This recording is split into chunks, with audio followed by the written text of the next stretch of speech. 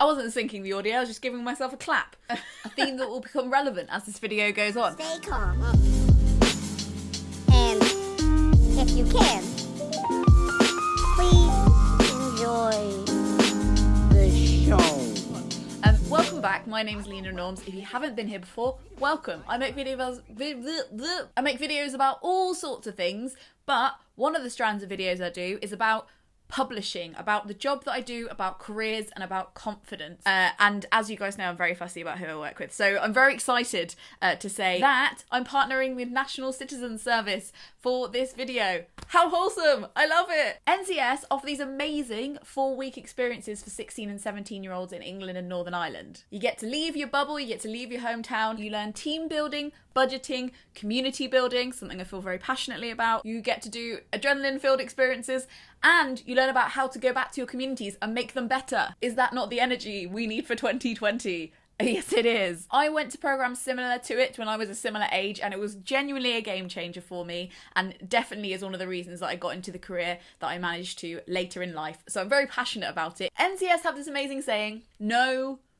we can, which is all about turning a lifetime of experiences being told that you're too young, too inexperienced, from the wrong place, the wrong person, just generally not cool enough. Don't know who's had an experience in that, definitely not me. Flipping that on its head and being like, no, we collectively can make a huge difference. So if you are, or you happen to know or love a 16 to 17-year-old who lives in England or Northern Ireland, I'm going to leave a little link below where you can find out how to book a place on NCS this summer. Now, I've made videos before that are very much in the vein of No We Can, about how I felt that I wasn't really invited into the publishing industry, that I wasn't going to fit there, that it was impossible to get into, and I'll link those videos above here and below if you want to watch those. But I wanted to answer some of your assumptions today about my career, because it's a bit of a weird one at the moment, and I want to be as open as possible about how I got there, what it is, and be a helpful resource. For those of you who don't know, I've been working in the publishing industry for the past 8 years. I've done everything from sales, ebook sales,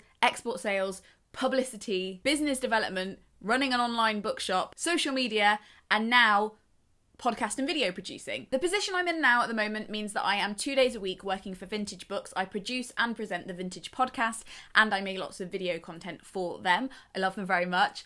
I love being part of that team. I'm also a team with myself, me and me in this armchair. 3 days a week, 5 days a week, let's be real. In that job, I run social media for other people, I produce podcasts for other people, I've done theatre trailers, behind the scenes copywriting, social media training, live events, presenting, all sorts of stuff, and I run this YouTube channel, and the Patreon account is attached to it. So that means making videos for here, researching, scripting, shooting, editing, delivering, dissemination, marketing, all of that. I also produce a podcast called The Gumption Club that will be launching again this year, and I run an Etsy shop selling my poetry collection, Doom Rolled in Glitter. I loved reading all of your assumptions. I think it was really interesting to see what people were curious about. A general thread running through the assumptions, I think, is that I'm just better at things than I actually am. Maybe you think that's a false British sense of self-deprecation, but there's a really great essay that I'll link below that Neil Gaiman wrote about freelancing and about the workplace in general. He said, look, to do a good job,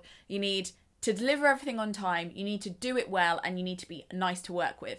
But what he found was that actually really, usually people are very happy with you if you do at least 2 of the 3 things. If you do things on time and you do it really well, but you're not that nice to work with, people probably will still work with you because they want these 2 things, even if you're not the most outgoing, naturally charismatic person ever. If you're really lovely to work with and you do your work really well, but sometimes it is a little bit late or you have to change the schedule around, people will probably live with that as well because they're like, oh, but they're so nice and also they do the work so well. And if you deliver things on time and you're lovely, but you're not, you know, the Machiavelli of something, people will still probably want to work with you because they'll be like, look, I know what I'm getting and they're really easy to work with and there's no sweat there. That's fine. Really interesting point. And I think that threads into some of the themes of the assumptions is that you're naturally amazing. You've got incredible time management, blah, blah, blah, blah, all of this stuff. And I'm like, I'm not all of those things all of the time. I have moments of those things, but it's the same what we talk about with gumption is that you can have a moment of bravery, a moment of gumption, and that can completely change the direction your life is going in.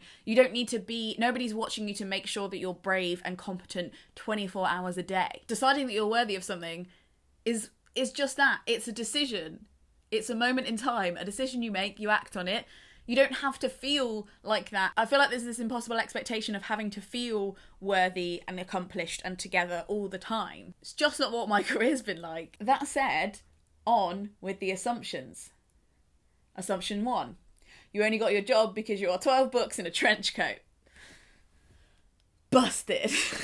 An unfair part of the workplace, I find, in publishing is that people made up of purely books instead of flesh and blood do get precedent over other people. And I'm sorry about that, but it's just the industry we live in. You need to have experience or relevant qualifications to get into publishing. Right and wrong, you do not need to have any formal qualification to get into publishing. I've had bosses that haven't been to university who are incredible. I've met people at all levels who don't have degrees in English or in publishing, and I've also met people who don't have degrees at all. They help, obviously, but they're not a deterrent, and they're not really a reason that somebody wouldn't interview you at all. It's on meeting somebody and seeing the rest of their CV that really is the deciding factor for people, and I say this as somebody who has been hiring in the industry. So I'd say because books is basically distributing knowledge, finding a market for knowledge, having any kind of knowledge at all in any degree is really useful. And sometimes having a different kind of knowledge, like a life knowledge, is as important, because you're going to be able to find those audiences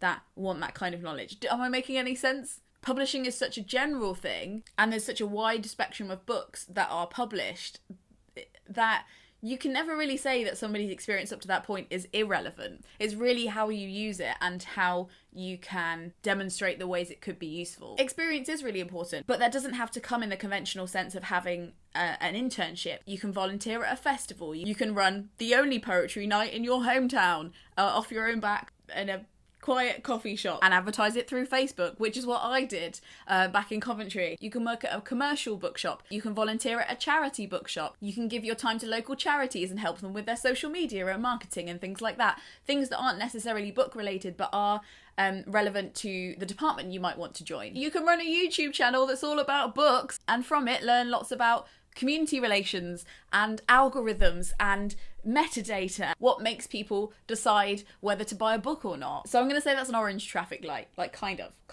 The next assumption is it's only possible in London.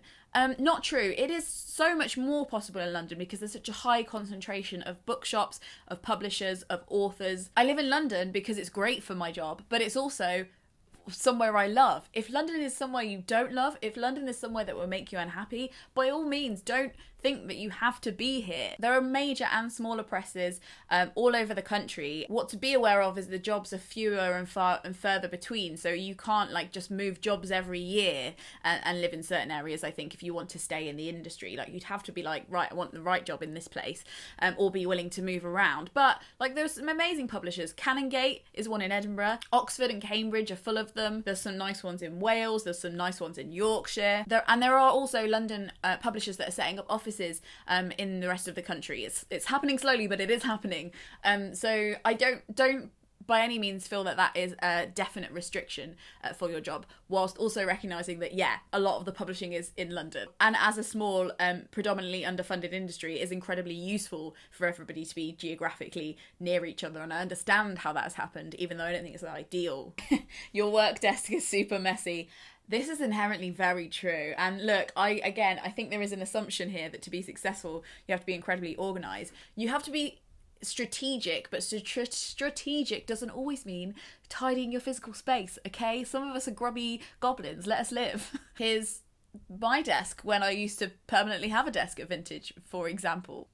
Maybe there's a reason that they don't let me have one anymore. Here's a picture of my desk at home that I work from. It's good to stay organised, but organised looks different for different people. And look, I know where everything is on that desk, okay? You seem to be someone who has a really badass 5-year plan. Do you know what? Yes, I am. But I've had a different 5-year plan almost every 2 years for the whole of my 20s. I'm now about to turn 30, flirty and conniving.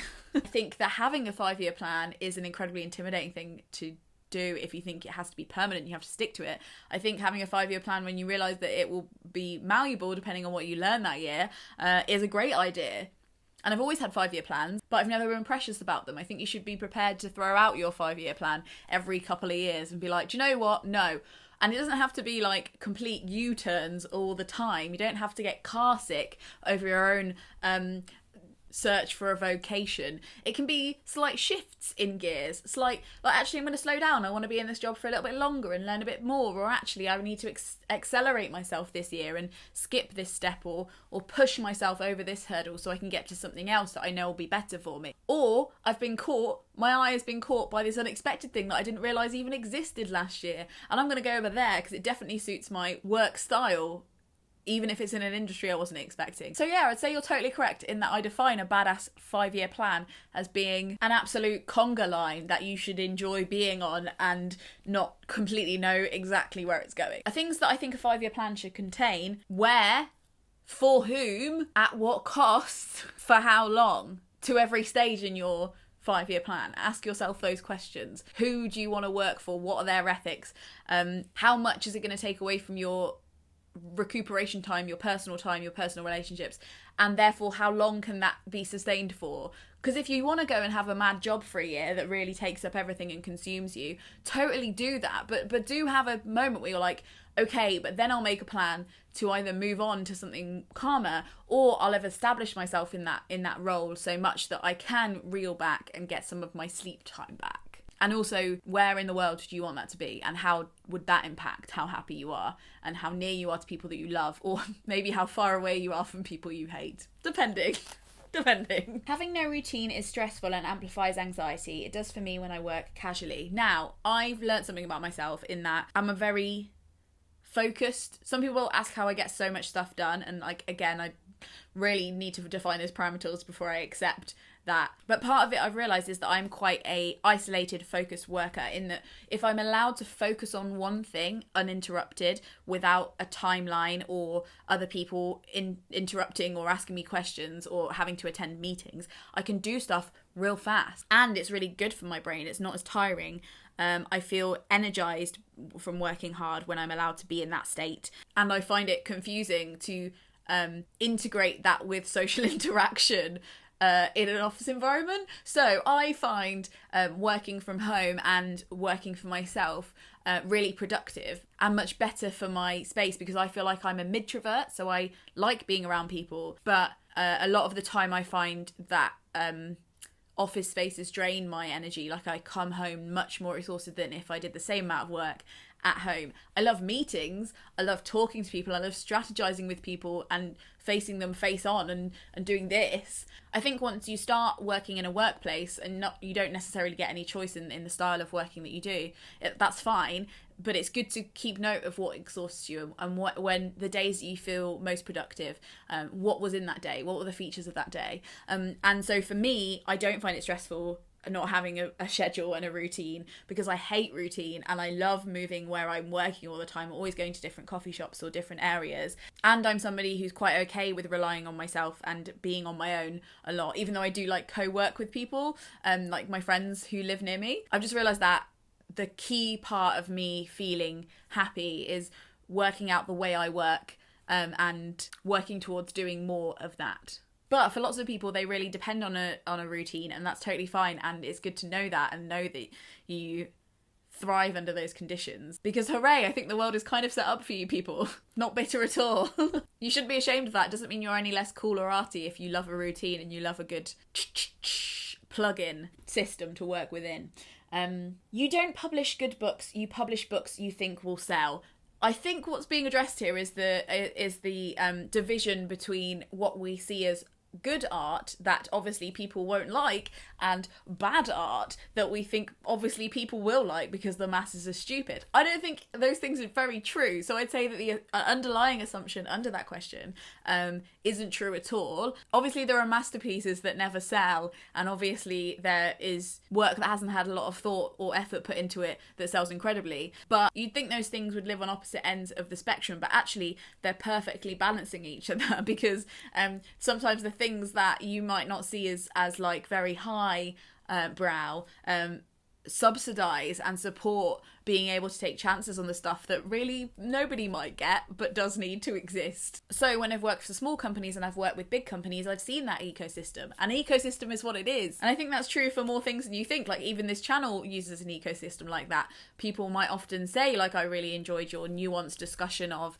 fame and aesthetics and stuff like that, but I discovered your channel because you made a video about fat people in magazines. You made a video about how to make a Z palette. Yeah, that was a video that drew loads of people in when I first started the channel. Was I made a video about how to make your own makeup palettes, and people found me through that.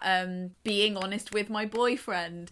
They're things that I really love doing. They're not high art and they weren't that hard to make, but they are ways to draw people in to consume content they didn't know they wanted to watch, like stuff about climate change and cancel culture and stuff like that. Does it make any sense? Like, I think it's good that people are buying any kind of book, and once they own enough books they start seeing themselves as a bookish person, and once they see themselves as a bookish person they start existing in bookish spaces, and then they start discovering other books, and it's so good.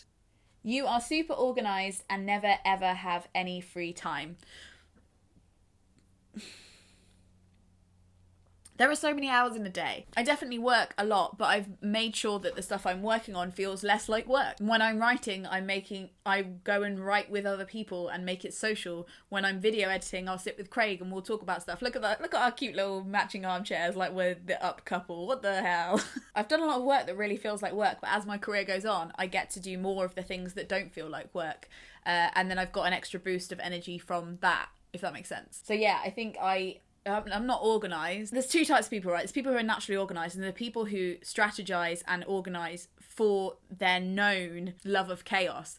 I am a chaos demon. I have known that about myself for my whole life, and it means that actually I'm an incredible strategist because I build systems around my own idiocy, and I make sure that I get deadlines done and build Trello boards and build huge plans and spreadsheets of things. Because it doesn't come naturally to me, I actually think I've ended up being better at it because I know that I won't naturally remember to do that thing, or I'm not gonna store that bit of information. So I'm constantly making notes about everything and constantly writing everything down. So yeah, I am organised, but not it's not my natural inclination. You shouldn't work yourself into the ground though. Having free time is really important, and having unplanned time is even more important, I think, rather than just between the hours of 2 and 4 I will be relaxing. That's not relaxing. Between the hours of 2 and 2:42 I will be having a bath. And while some people have more downtime than others, I think it's the quality of the downtime that's important. For me, downtime that is like, I've just got to sit here and be calm and meditate.